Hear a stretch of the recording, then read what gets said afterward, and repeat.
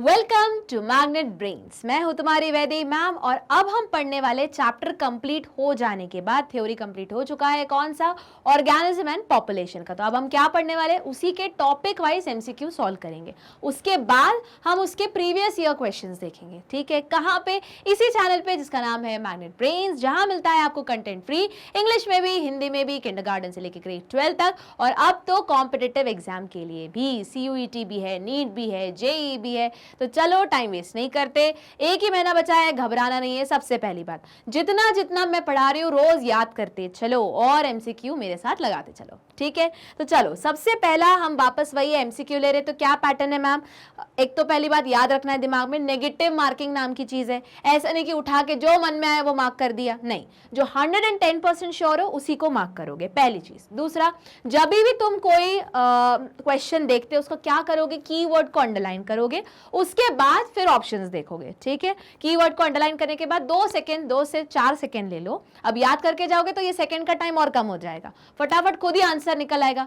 कहां जहां जहां डायरेक्ट क्वेश्चन रहेंगे तो डायरेक्टली सॉल्व करने, जहां जहां टिक्स नहीं, जहां जहां ट्रिक्स यूज करनी है मैं बताते चलूंगी। ठीक है, तो चलो पहला क्वेश्चन देखते हैं। The basic unit of study of ecology is. अरे भैया शुरू कहां से हुआ? इकोलॉजी भैया एक इंडिविजुअल से। इंडिविजुअल मतलब क्या?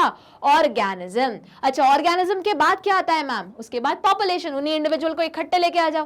पॉपुलेशन कहां? उसके बाद क्या आएगा? कम्युनिटी। और सबसे आखिरी में क्या आएगा?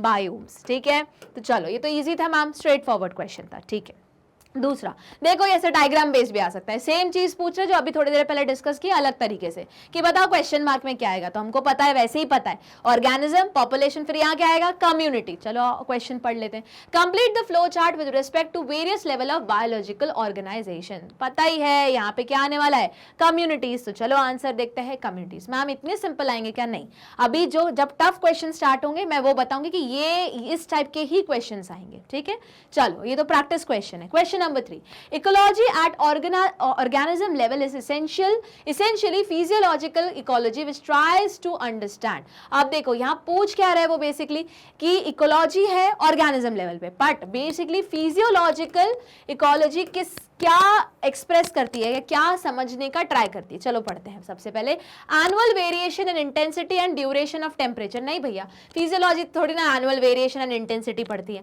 Adaptation of organism to their environment, हाँ बोल सकते हैं, ये मैम कुछ हद तक बोल सकते हैं। रखे रहो, होल्ड करके रहो, आगे भी पढ़ लो। Formation of major biomes like desert, tundra, rain forest. नहीं, फिजियोलॉजिकल इकोलॉजी, फिजियोलॉजी मतलब क्या? कि जैसे हम हैबिटेट में गए हमारे अंदर क्या आने लगे? एडेप्टेशन आने लगे। ठीक है, तो formation of major biome like desert, tundra, नहीं। Formation of wide variety of habitat, नहीं भैया। फिजियोलॉजी मतलब क्या? याद करो, हमने एडेप्टेशन पढ़े थे, दो टाइप के, मेजर दो टाइप के थे। कौन कौन सा? मॉर्फोलॉजी, फिजियोलॉजी, और फिर तीसरा था बिहेवियर। बिहेवियर में वही भाग जाओ, माइग्रेट कर जाओ या सो जाओ।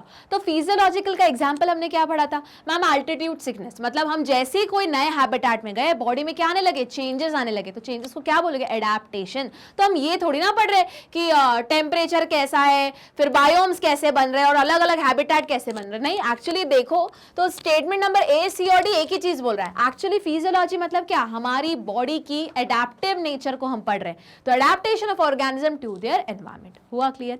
चलो आगे मूव करते हैं। Question number 4, Which of the following are examples of biome? तो वो पूछ रहा है बताओ इनमें से एग्जाम्पल कौन कौन से है बायोम के। रेन फॉरेस्ट, हाँ जी बायोम है। डेजर्ट, हाँ जी बायोम है। थर्मल स्प्रिंग, अब बोलोगे मैम थर्मल स्प्रिंग बायोम हुआ तो सही, नहीं, वो क्या है? एक एक्सट्रीम कंडीशन है, तभी तो हम बोलते हैं वहां के ऑर्गेनिज्म को मिलने वाले को क्या बोलते हैं? एक्सट्रीमोफाइल। नॉर्मल चीज नहीं है, हर जगह जैसे तुम जा रहे हो कान्हा नेशनल पार्क घूमने जा रहे हो, एक थर्मल स्प्रिंग है, नहीं, कहीं कहीं एकदम पर्टिकुलर जगह ही है ना जहां पे तुमको थर्मल हॉट स्प्रिंग मिलेंगे। तो ये भैया बायोम तो नहीं है, ये एक्सट्रीम कंडीशंस हैं। ठीक है, वापस कुछ लिमिटेड ऑर्गेनिज्म ही मिल सकते हैं। अब देखो जैसे केदारनाथ, बद्रीनाथ में जो हॉट स्प्रिंग्स है, बद्रीनाथ में बेसिकली हॉट स्प्रिंग है, वहां तुम्हें क्या गर्म 100+ डिग्री सेल्सियस में मछली तैरती हुई दिखेगी? नहीं। कौन मिलेगा? सिर्फ माइक्रोब्स मिलेंगे, वो भी उनका नाम भी क्या है? एक्सट्रीमोफाइल। तो ये भैया बायोम नहीं हुआ, नहीं। अब लगाओ, अब यहाँ पे हम डिडक्शन मेथड यूज कर सकते हैं। इतना कंफर्म है 1 और 2 तो होना ही चाहिए, 3 तो बिल्कुल नहीं होना चाहिए। तो चलो ऑप्शन देखते हैं। ए में 3 लिखा है, कैंसिल करो। सी में 3 लिखा है, कैंसिल करो। ऑल ऑफ दीज 3 तो है ही नहीं, तो कैंसिल। तो देखो डिडक्शन मेथड से हमने आखिरी ऑप्शन पे भी नहीं गए, पर हमारा आंसर निकल आया 1 और 2, फिर भी पढ़ लेते हैं। कॉम्पोस्ट पिट मतलब जहां पे बायोगैस बन रही है, जहां पे खाद बन रही है। नहीं भैया, बायोम नहीं है।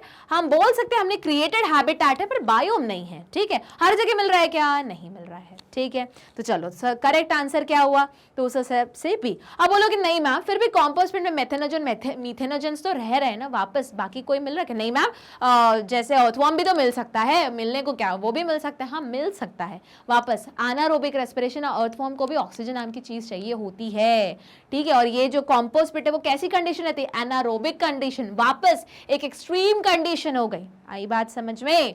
चलो, तो अगर तुमको इस पे डाउट भी है, पर इस इतने से तुम्हारा ये क्वेश्चन सॉल्व हो जाएगा। ये क्या थी? ट्रिक थी। वापस इसको क्या बोलते हैं अपन? डिडक्शन मेथड बोलते हैं, है ना। आगे बढ़ते हैं। Question number 5, ecological niches. ये तो तुम पढ़ चुके हो। क्या है? एक ऑर्गेनिज्म अब अपनी हैबिटेट में रह रहा है, इंटरैक्ट कर रहा है बायोटिक एबायोटिक कंपोनेंट के साथ, और उसकी कोई पर्टिकुलर फंक्शन है, उसका कुछ रोल है उस पर्टिकुलर हैबिटेट में।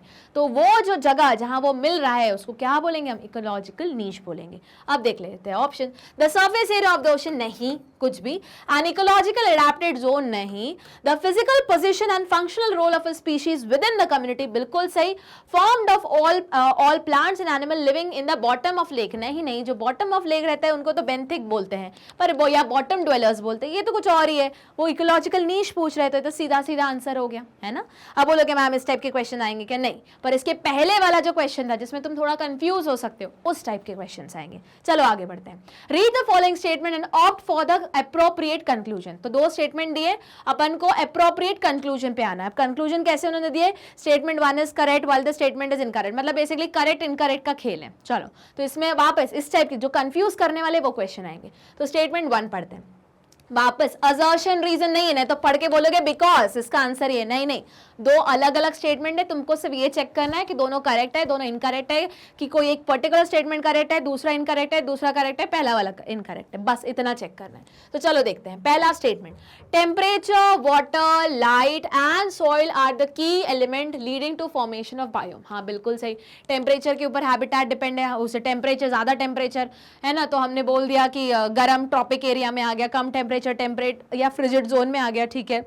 वाटर अगर ज्यादा रेनफॉल हो रहा है या बिल्कुल भी नहीं हो रहा है, डेजर्ट हो गया या ट्रॉपिकल रेन फॉरेस्ट हो गए। लाइट बिल्कुल सही, जहां ज्यादा लाइट मिल रही है तो वो एक हैबिटेट हो गया। समुद्र के नीचे जहां बॉटम ड्वेलर्स है वहां लाइट ही नहीं पहुंच रही है। सॉइल के बेसिस पे तो क्या वेजिटेशन डिसाइडेड रहेगा, वेजिटेशन के ऊपर उसको खाने वाले जो कंज्यूमर्स है वो रहेंगे, और पूरा का पूरा हैबिटेट रहेगा। बिल्कुल सही, ये स्टेटमेंट एकदम उत्तम है, एकदम सही है, ठीक है।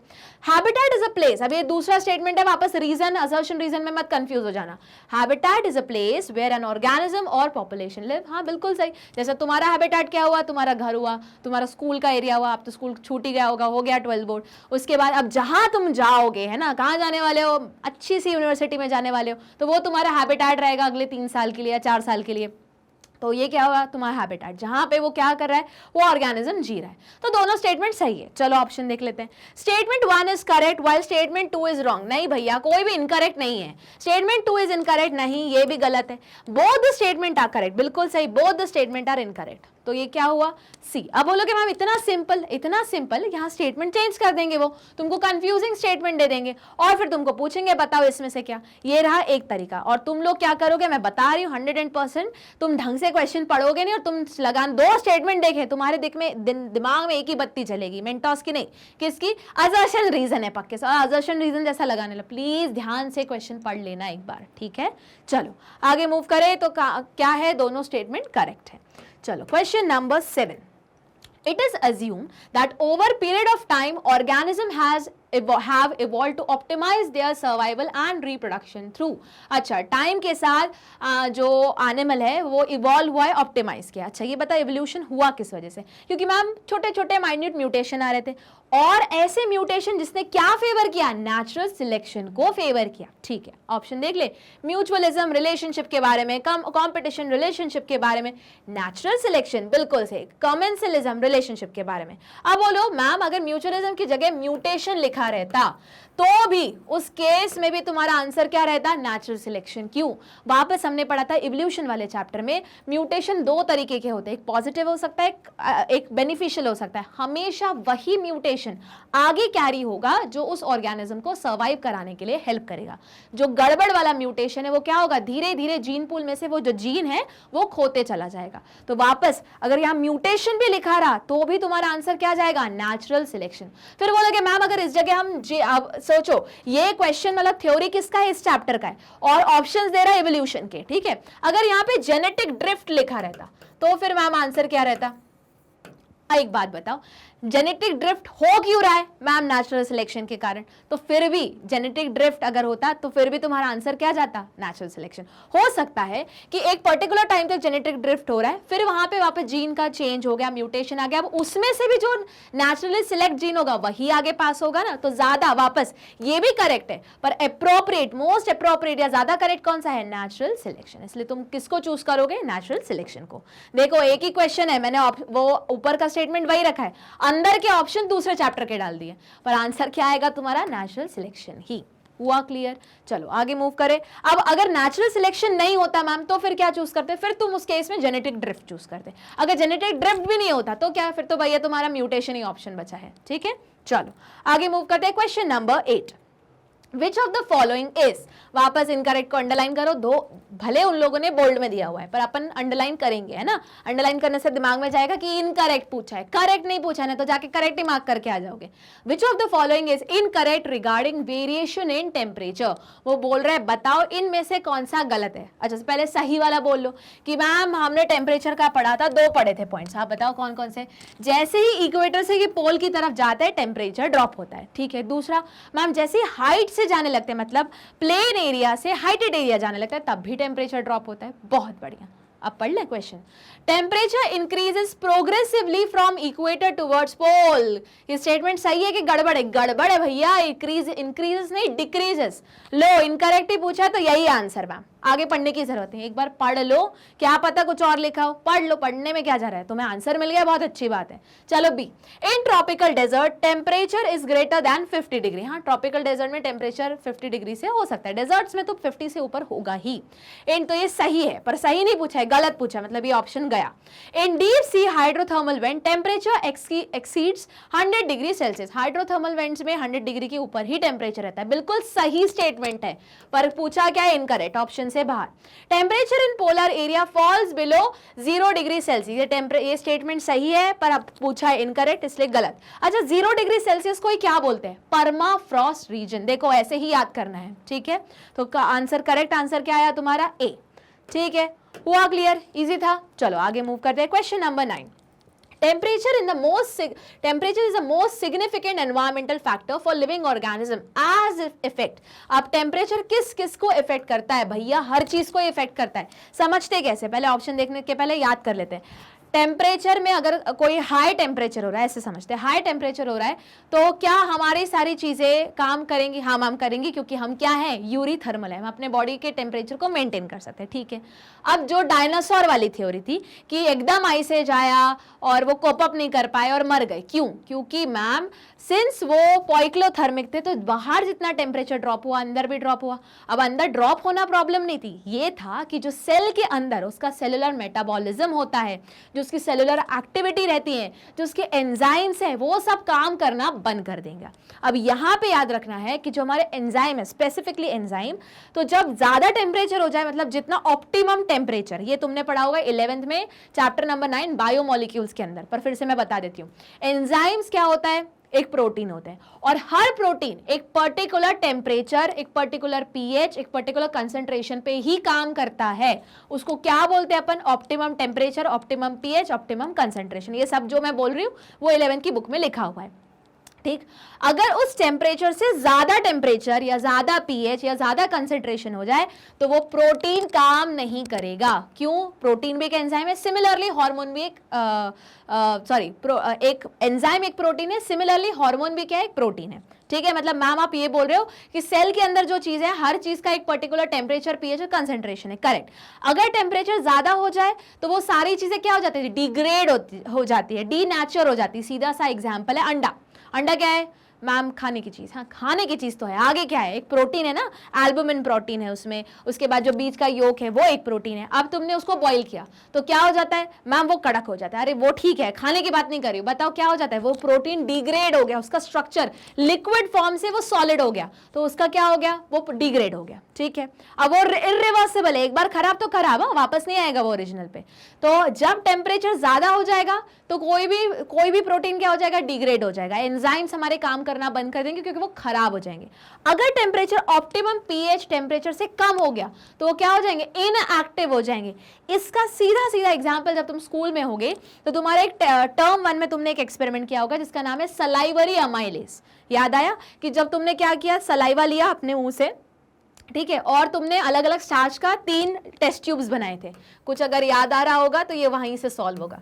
तो क्या किया था तुमने, एक को रूम टेम्परेचर पे रखा था, यहाँ पे स्टार्च या शुगर सोल्यूशन था, तुमने जो सलाइवा लिया था उसमें डाल दिया था, ठीक है। उसके बाद स्टार्च को चेक करने के लिए तुमने आयोडीन टेस्ट लगाया था। देखो अब ये क्वेश्चन भी फॉर्म करके इससे रिलेशन में पूछ सकते हैं वो, ठीक है। अगर उनको कॉम्प्लिकेट करना है तो वो एक्चुअली प्रैक्टिकल नॉलेज ले लेंगे और थ्योरी उसी का वही चलेगा, दोनों को मर्ज करके क्वेश्चन पूछेंगे। तो तुम पहले तो आ जाते वो एक्सपेरिमेंट पे। क्या था एक्सपेरिमेंट मैम, 3 टेस्ट ट्यूब लिए थे, तीनों में हमने स्टार्च सोल्यूशन डाला था, ठीक है, और तीनों में हमने क्या डाला था, सलाइवा मिक्स किया था, ठीक है। सलाइवा में क्या होता है, सलाइवरी अमाइलेज, अब वापस 11th के डाइजेस्टिव सिस्टम में पढ़ा होगा, तो वो क्या करेगा, स्टार्च का डाइजेशन करेगा, ठीक है। तो जब शुगर सोल्यूशन है या स्टार्च सोल्यूशन है और अगर उसमें सलाइवा है जिसमें सलाइवरी अमाइलेज है तो इस स्टार्च का डाइजेशन होना चाहिए, एक्चुअल में होना चाहिए। मतलब जब कुछ टाइम के लिए अगर मैं तीनों को छोड़ दूं और तीनों में मैं क्या करूं, आयोडीन टेस्ट लगा के देखूं तो मुझे स्टार्च नहीं मिलना चाहिए, मतलब आयोडीन कलर जो मेरा सोल्यूशन है उसका कलर ब्लू ब्लैक डार्क में नहीं कन्वर्ट होना चाहिए, क्योंकि अगर कन्वर्ट हो गया मतलब स्टार्च अभी भी है उसमें, पर नहीं होना क्यों चाहिए, क्योंकि सलाइवा है, सलाइवा में है सलाइवरी अमाइलेज जो एक एंजाइम है, एंजाइम स्टार्च को कन्वर्ट कर देगा शुगर में, तो स्टार्च बाकी नहीं रहेगा। तो कुछ टाइम के बाद जब मैं इन तीनों में आयोडीन टेस्ट लगाऊंगी तो मेरा आयोडीन टेस्ट नेगेटिव आना चाहिए, जो शो करेगा कि स्टार्च पूरा डाइजेस्ट हो चुका है, ये होना चाहिए कायदे से। पर तुमने क्या किया था, 3 टेस्ट ट्यूब ली, एक को नॉर्मल टेम्परेचर पे रख दिया, एक को क्या कर दिया, बॉईल कर दिया। मतलब अब क्या किया तुमने, ऑप्टिमम टेम्परेचर, ये था तुम्हारा ऑप्टिमम टेम्परेचर, है ना, टेम्परेचर से ज्यादा कर दिया तो क्या हो जाएगा, जो तुम्हारे सलाइवा के अंदर सलाइवरी अमाइलेज है जो एक एंजाइम है जो एक प्रोटीन है वो क्या हो जाएगा, डिग्रेड हो जाएगा, तो ये काम नहीं करेगा। तो जब कुछ टाइम बाद तुम इसमें क्या करोगे, वापस आयोडीन टेस्ट लगाओगे तो आयोडीन टेस्ट पॉजिटिव दिखाएगा। आयोडीन टेस्ट पॉजिटिव मतलब स्टार्च अभी भी है, स्टार्च अभी भी है मतलब स्टार्च डाइजेस्ट नहीं हुआ है। डाइजेस्ट क्यों नहीं हुआ है, क्योंकि जो सलाइवा के अंदर सलाइवरी अमाइलेज था उसने काम नहीं किया है। सलाइवरी अमाइलेज क्या है, एक एंजाइम है, एंजाइम किसके ऊपर डिपेंडेंट था भैया, टेम्परेचर, ऑप्टिमम टेम्परेचर से बाहर निकल गया तो वो जो तुम्हारा एंजाइम वो क्या हो गया, डिग्रेड हो गया। तीसरी टेस्ट ट्यूब में तुमने क्या किया था, उसको आइस के ऊपर रखा था, मतलब ऑप्टिमम टेम्परेचर से नीचे, तो वापस एंजाइम काम करेगा, यहां भी नहीं करेगा, क्या हो जाएगा, इनएक्टिव हो जाएगा। कैसे पता चला, वही तुमने क्या आइस में रखा, फिर वापस आयोडीन टेस्ट लगाया तो आयोडीन टेस्ट यहां भी पॉजिटिव देने लगा, पॉजिटिव देने लगा मतलब इसमें क्या है, अभी भी स्टार्च बचा हुआ है, स्टार्च बचा हुआ है मतलब स्टार्च डाइजेस्ट नहीं हुआ। डाइजेस्ट करने का काम किसका था, सलाइवा के अंदर जो सलाइवरी अमाइलेज था उसका काम था, पर वापस 0 डिग्री में सलाइवरी अमाइलेज जो एक एंजाइम उसने काम नहीं किया। क्यों, क्योंकि वो कैसा था, टेम्परेचर सेंसिटिव। तो यही क्वेश्चन, अब देखो चाहो तो इसी क्वेश्चन को स्टोरी फ्रॉम में ये दे दिया और फिर उससे रिलेटेड क्वेश्चंस पूछ लिए, ठीक है। तो इन्होंने ये पूछा है, बताओ कि temperature most significant environmental factor है किसी भी ऑर्गेनिज्म के रहने के लिए, क्यों, क्योंकि वो क्या इफेक्ट करता है, एंजाइम काइनेटिक्स, बिल्कुल सही, मतलब बिल्कुल सही। मेटाबॉलिज्म, हाँ सेलुलर मेटाबॉलिज्म को इफेक्ट करेगा ही।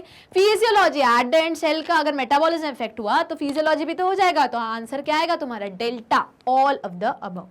हुआ क्लियर, आगे मूव करें, चलो question number 10, organism that can tolerate a wide range of temperature. Ma'am ये तो सीधा सीधा है, wide range of temperature, eurythermal, बिल्कुल सही, देख लो यूरीथर्मल, ठीक है। चलो आगे मूव करते हैं, question number 11, salt concentration salinity. अच्छा, सॉल्ट कंसेंट्रेशन को हम क्या वर्ड यूज करते हैं मैम, हेलाइन वर्ड यूज करते हैं। 2 टाइप के ऑर्गेनिज्म होते हैं, यूरी हेलाइन, स्टेनो हेलाइन, ठीक है। Of a sea measured in part per 1000। अब देखो ये मैंने बोला था कि तुमको याद करना पड़ेगा, सबसे कम 5 पीपीटी से कम किसका होता है, इनलैंड वाटर, फिर किसका रहता है मैम, हमारे सी का रहता है, और सबसे ज्यादा 100 के ऊपर किसका रहता है, हाइपर सलाइन लगून्स का। तो यहाँ पे तुम्हारा ऑप्शन क्या है, 30 to 35, ये वापस मेमोरी बेस्ड क्वेश्चन है, याद करके जाना है, इजी है। चलो क्वेश्चन नंबर 12 पे मूव करते हैं. Match the column A with column B and select the correct option. चलो मैच करना है, पहले मैच करना स्टार्ट कर लेते हैं. अब बोलोगे मैम यहाँ पे तो 4 ऑप्शन है, यहाँ 3 ऑप्शन है. हाँ, वापस वही देखो जो थोड़ी देर पहले डिस्कस किया वही है. इनलैंड वाटर में कितना होता है मैम? 5 से कम. 5 से कम मतलब मैम 1 का तो सॉरी 5 से ज्यादा लिखा हुआ है, ओके 5 से कम है ना. तो मैम 5 से कम तो इनलैंड वाटर मतलब फर्स्ट का तो डी होना ही चाहिए. चलो लगा लेते हैं डिडक्शन मेथड, बाकी को रोक लेते हैं अपन. केबीसी वाला 50-50 वाला ऑप्शन कर लेते हैं. तो 1 का डी होना ही चाहिए. ऑप्शंस देते हैं. 1 का बी नो रॉन्ग आउट, 1 का सी नो रॉन्ग आउट, 1 का डी हाँ होल्ड करो, 1 का सी होल्ड करो. देखो एक ही तुमने ऑप्शन देखा और तुम्हारा आंसर निकल आया. टाइम वेस्ट कम हो गया है ना. अब तुमको ये पढ़ने की भी जरूरत नहीं, फिर भी एक बार चाहो तो देख लो. सेकंड का ए, सेकंड सी है, ए बिल्कुल ठीक है. और थर्ड का जो हाइपरसलन 100 से ज्यादा होना चाहिए, थर्ड का बी ठीक है. तुम्हारा टाइम बच गया, तुमने ज्यादा मेहनत नहीं की, एक ही ऑप्शन निकाला और वहां पे डिडक्शन मेथड लगाया और तुम्हारा आंसर निकल आया. ठीक है, ये क्यों हेल्पफुल है डिडक्शन मेथड? क्योंकि अपने पास टाइम कम है और क्वेश्चन ज्यादा है और जितने क्वेश्चन करने हैं सारे करेक्ट करके आने, तो ये मेथड तुमको हेल्प करवाएगा. ठीक है, चलो अगला क्वेश्चन देखते हैं. Question number 13. Many fresh water animal can not live for a long in sea water and vice versa mainly because. बताओ फ्रेश वाटर एनिमल सी में नहीं रह पाते, सी वाले फ्रेश वाटर में नहीं रह पाते. क्यों? क्योंकि मैम दोनों में सबसे बड़ा डिफरेंस कहाँ है? सॉल्ट का है. और दोनों के दोनों एनिमल कैसे है? Stenohaline, narrow range of salt concentration tolerate कर सकते हैं. अच्छा, सॉल्ट कंसेंट्रेशन अगर टॉलरेट करना है तो क्या चाहिए उनको? मैम ऑस्मो रेगुलेशन चाहिए, जो एनिमल्स में होता नहीं है. मतलब मैम ऑस्मोटिक प्रोसेस नहीं हो पाएगी, वही पूछा उन्होंने. चलो देखते हैं आप option. Change in level of thermal tolerance, नहीं भैया. वाटर मतलब क्या? सॉल्ट. सॉल्ट मतलब क्या? ऑस्मोसिस, नहीं. वेरिएशन इन लाइट इंटेंसिटी, नहीं. ऑस्मोटिक प्रॉब्लम, हाँ बिल्कुल सही. क्वालिटी ऑफ सोलर रेडिएशन, नहीं. तो करेक्ट आंसर क्या आया? Osmotic problem. अब देखो इसी क्वेश्चन को अगर टफ बनाना है तो वो एक्सो ऑस्मोसिस एंडो ऑस्मोसिस डाल देंगे, पर वो मैं दूसरे चैप्टर से लिंक, जब दूसरा चैप्टर पढ़ाऊंगी तो उससे लिंक करके मैं तुम्हें यहाँ आंसर बताऊंगी. क्वेश्चन ऊपर का वही सेम रखेंगे पर अंदर के ऑप्शन चेंज कर देंगे. ये और चांसेस कब होते? जब तुम्हारा 11th का भी कोर्स आ रहा होता है ना सीयूईटी के लिए. ये तो अलग बात है कि इस बार सिर्फ 12th आ रहा है, ठीक है, कोविड हो सकता है इसलिए. अगले बार जब अगला सीयूटी देंगे लोग तो हो सकता है उसमें 11th का भी कोर्स आ जाए, तो उसमें फिर यही क्वेश्चन रहेगा. अंदर ऑप्शन टफ कैसे बनाए जाएंगे? एक्सोऑस्मोसिस, एंडोऑस्मोसिस, रिवर्स ऑस्मोसिस, ये सारे वर्ड्स डाल के, तो तुम आधे टाइम तो कंफ्यूज हो जाएगा. तो चिंता मत करो, अभी तो सीधा सीधा ऑप्शन है क्या तुम्हारा? Osmotic problem. हुआ क्लियर? चलो क्वेश्चन नंबर 14 पे आते हैं. विच of the following is an incorrect. गलत स्टेटमेंट पूछ रहे हैं, वापस करेक्ट लगा के करेक्ट टिक करके मत आ जाना. तो यहाँ पे अगर हमें कोई एक स्टेटमेंट गलत लग रहा है, सही लग रहा है, तो वो आंसर नहीं है. क्यों? आंसर क्या है जो गलत है? चलो स्टार्ट करते हैं. Sunlight does not reach at depth more than 500 metre in ocean. बिल्कुल सही स्टेटमेंट है पर पूछा गलत है तो cross. Plant depend on photoperiod for flowering. बिल्कुल सही स्टेटमेंट है पर पूछा गलत है तो cross. PH, mineral composition and topography do not affect. Do not, अरे भैया effect effect effect the vegetation of an area, तो गलत लिखा हुआ है तो ये आंसर हो सकता है. आखिरी भी पढ़ लेते हैं. Herbs and shrubs are adapted to photosynthesise optimally under low light condition. सही स्टेटमेंट है पर पूछा गलत है तो क्रॉस. तो आंसर क्या आया है तुम्हारा? सी, क्योंकि तो हमने पढ़ाई हुआ है सॉइल के ऊपर, क्योंकि सॉइल किस पे डिपेंडेंट है? पीएच पे, पोरोसिटी पे, वाटर रिटेंशन या उसी को हम क्या बोलते हैं percolation rate, mineral composition, topography, इन सारी चीजों पे क्या डिपेंडेंट है कि उस सॉइल में कौन सा वेजिटेशन उगेगा, और वेजिटेशन पे डिपेंडेंट है कि कौन सा एनिमल रहेगा, और एनिमल और इसी का इंटरैक्शन पे डिपेंड रहेगा कि वो हैबिटेट कौन सा बनेगा. ठीक है, आगे मूव करें. चलो क्वेश्चन नंबर 15 आ गया. मैंने बोला था कि ये ग्राफ उनका फेवरेट है. ये वाला ग्राफ भी फेवरेट है, पॉपुलेशन वाला भी, जिसमें लॉजिस्टिक और एक्सपोनेंशियल इसी फॉर्म में आएगा वो. ठीक है, चलो स्टार्ट करते हैं. With the reference to temperature adaptation identify 1 2 3 of the following graph. तो देखो पहले तो ये ऑप्शन ही मत देखो, खुद ही बोल दो कि याद करके गए हो. 1 क्या है तुम्हारा? मैम कन्फॉर्मर है. ठीक है भैया, कन्फॉर्मर है. 2 क्या है मैम? रेगुलेटर. कोई घंटा फर्क नहीं पड़ता, बाहर कितना भी बढ़े अंदर भैया 37 डिग्री मेंटेन होगा. कैसे मेंटेन होगा? Thermo regulation, osmo regulation. अब देखो ये टेबल अभी सिंपल सिंपल दिख रहा है, अब इसी को कॉम्प्लिकेट करना है ना, तो ये सारे वर्ड्स भी और 4 5 डाल देंगे कि किसके थ्रू करेगा, थर्मो रेगुलेशन, ऑस्मो रेगुलेशन. ठीक है, तो ये क्या है मैम? सेकंड है रेगुलेटर. ठीक है, और बताओ थर्ड क्या हुआ मैम? Partial regulator. ठीक है, लिख दो भैया पार्शियल रेगुलेटर. अब बस क्या करना है? ऑप्शन सी मैच करने हैं कि कौन से इसमें मैच हो रहा है. तो तुम्हारा 1 होना चाहिए conformer, 1 regulator cross partial regulator cross, ये हो गया क्रॉस। दूसरा क्या होना चाहिए तुम्हारा रेगुलेटर क्रॉस, ये है पर वो ऑलरेडी क्रॉस, मतलब ये क्रॉस ऑप्शन, एक क्रॉस लग गया मतलब पूरा क्रॉस, तो अब रेगुलेटर हाँ करेक्ट, ये तो क्रॉस है ही वैसे ही। और आखिरी वाला पार्शियल रेगुलेटर यही है पर ये ऑलरेडी वहां क्रॉस लगा हुआ है तो क्रॉस, तो करेक्ट ऑप्शन क्या आया तुम्हारा सी, पहला वाला कन्फॉर्मर, जिसका क्या है एकदम स्ट्रेट लाइन है, बाहर जितना अंदर उतना, ठीक है। दूसरा क्या है तुम्हारा रेगुलेटर, बाहर कुछ भी हो जाए अंदर तो एक ही कांस्टेंट मेंटेन होने वाला है। और पार्शियल रेगुलेटर एक पर्टिकुलर टेम्परेचर, एक ऑप्टिमम लेवल तक वो जो बाहर हो रहा है वो अंदर हो रहा है, पर उसके बाद एनिमल ने बोला नहीं अब हम क्या करेंगे, अब अपना टेम्परेचर रेगुलेट करेंगे, बाहर कुछ भी हो जाए हम अपना टेम्परेचर इसी डिग्री पे मेंटेन करेंगे, ठीक। चलो अगला क्वेश्चन देखते हैं, question number 16, which of the following is the correct. अब करेक्ट पूछा है मतलब पक्का इसमें से 4 है तो 3 इनकरेक्ट होगा और एक करेक्ट होगा, तो वो करेक्ट ही मार्क करना है। तो तुम ना करेक्ट और इनकरेक्ट में कंफ्यूज मत होना, इसलिए क्या करेंगे हम उस कीवर्ड को अंडरलाइन करेंगे, मतलब जिसमें जो इनकरेक्ट है वो आंसर नहीं है, सिर्फ करेक्ट वाला आंसर है। Which of the following is the correct reason for mammal being largely successful. वो रीजन पूछ रहे बताओ मैमल का सक्सेसफुल होने के पीछे का राज नहीं मतलब करेक्ट रीजन क्या है। तो चलो देखते हैं मैमल में, अच्छा पहले बताओ मैमल कैसे है, मैम थर्मो रेगुलेटर, बहुत बढ़िया, एक और नाम बताओ मैम, वार्म ब्लडेड, एक और नाम बताओ मैम, होम्योथर्मिक, एक और नाम बताओ मैम, यूरिथर्मल, ठीक है, एक और नाम बताओ मैम, रेगुलेटर। क्यों? क्योंकि मैम ये थर्मो रेगुलेशन कर रहे हैं, ऑस्मो रेगुलेशन कर रहे हैं, ठीक है। चलो आंसर देखते हैं, mammal maintain constant temperature and thrive in extreme habitat, हाँ बोल सकते हैं पर रीजन पूछ रहे हैं। They have ability to increase body heat during summers, increase, अब देखो जरा स्टेटमेंट क्या लिखा है, इंक्रीज बॉडी मतलब ऑलरेडी बाहर गर्म है, हम अपना बॉडी टेम्परेचर इंक्रीज करेंगे, and decrease body heat during winter, ये तो टेम्परेचर गलत है भैया, मरना थोड़ी ना है, बाहर 50 डिग्री तो हम भी अंदर 50 डिग्री करेंगे, नहीं कन्फॉर्मर्स थोड़ी ना है, रेगुलेटर है भैया, ये स्टेटमेंट गलत है, करेक्ट रीजन पूछ रहे हैं, हटा वैसे।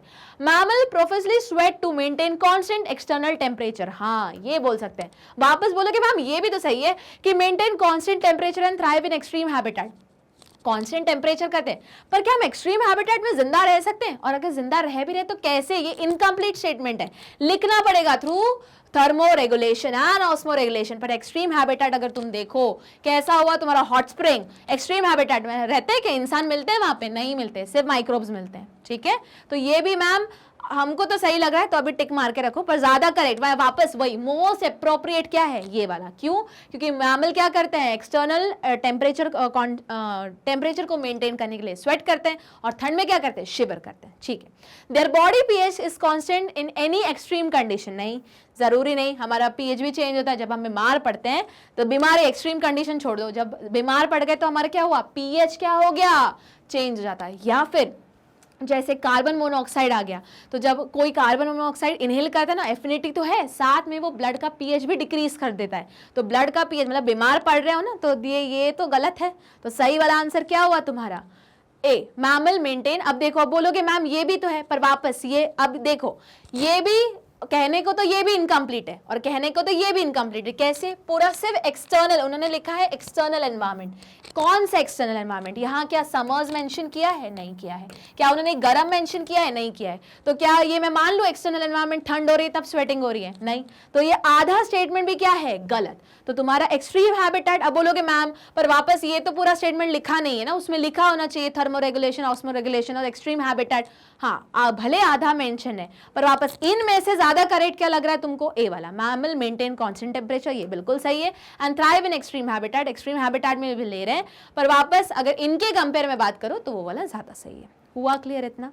चलो मूव करें, तो यहाँ पे तुम्हारे जो टॉपिक वाइज एमसीक्यू क्वेश्चन है इस पर्टिकुलर चैप्टर के होते हैं खत्म। क्या करोगे, वेबसाइट पे जाओगे, जैसे होम पेज सिलेक्ट करोगे CUET आएगा, अलग अलग सब्जेक्ट दिखेंगे, अपना चैप्टर सिलेक्ट करोगे, यहाँ पे उससे रिलेटेड क्वेश्चन पढ़ना स्टार्ट करोगे, और बने रहना है मेरे साथ और मैग्नेट ब्रेन्स के साथ। लाइक शेयर सब्सक्राइब करना नहीं भूलना है। मिलते हैं हम अगली क्लास में।